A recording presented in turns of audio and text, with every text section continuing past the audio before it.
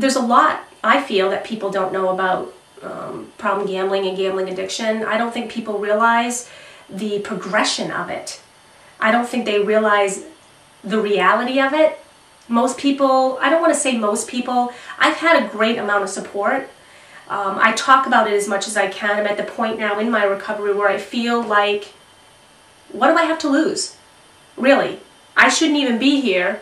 There's something that almost killed me that is misunderstood, that hundreds of thousands of people are suffering with. What do I have to lose by sharing my story, sharing my experience, and being able to say, you know, there's a lot that we don't know about what's going on with this, that people like me have to be learned from. This addiction requires treatment. The treatment that's available out there is very spotty. And I don't think people respect it the way that it needs to be respected.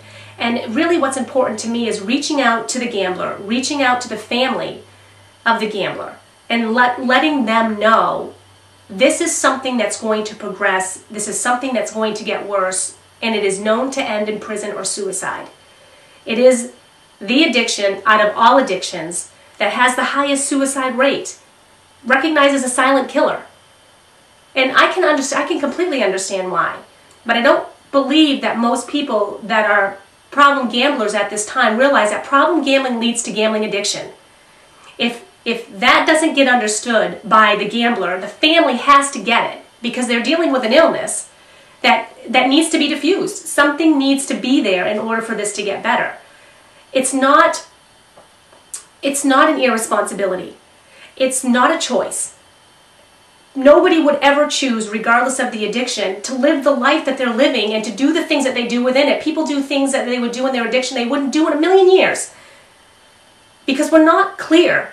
Intelligent, yes, we get the fact that something's not right. But when you've got something that's not right, that is within you, that you can't control, you got to wake up.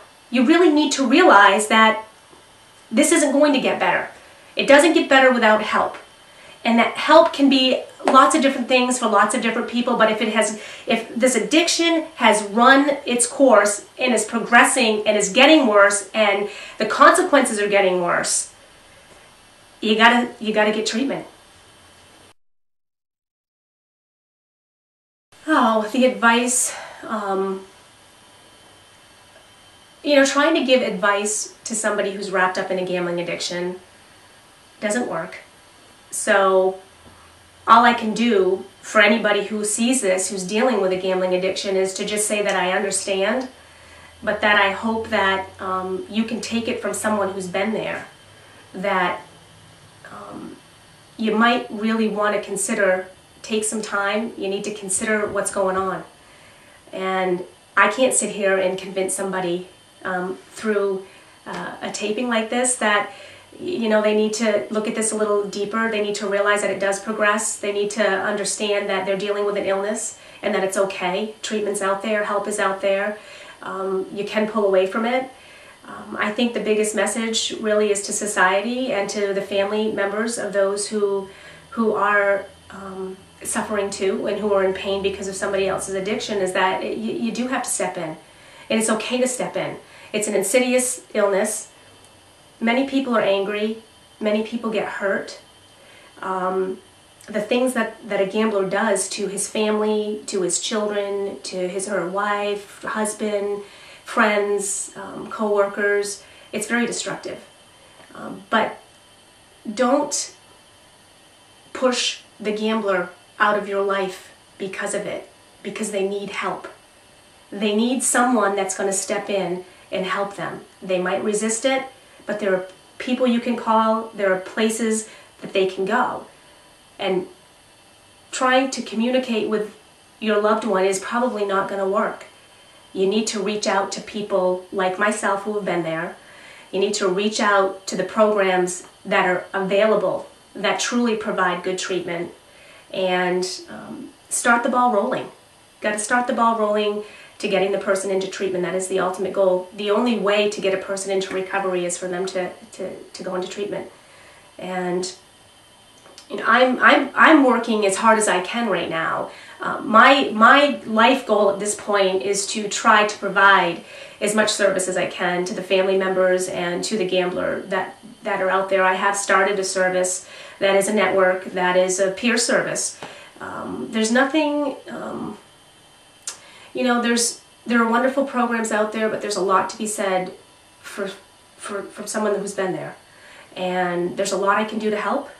You know, if there is anyone out there that's struggling, they certainly can connect with me, and I can send them and start them in the right direction. And that's what my goal is at this point in time, is to really create this program and this service that helps those who are dealing with this, so that we can get their loved one back to having a manageable life again. So as a family member, realize that you're probably being lied to. And as the gambler, if you're going to these meetings, if you're going to therapy sessions, if you're trying to do something about this problem and you're still gambling, you need to take it upon yourself to realize, don't lie to yourself.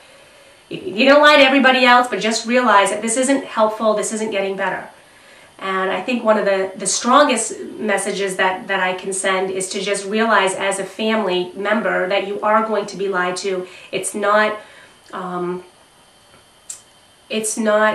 a pleasant part of this process, but it is a part of the illness. Lying and manipulating is part of this illness because it is a need that they have.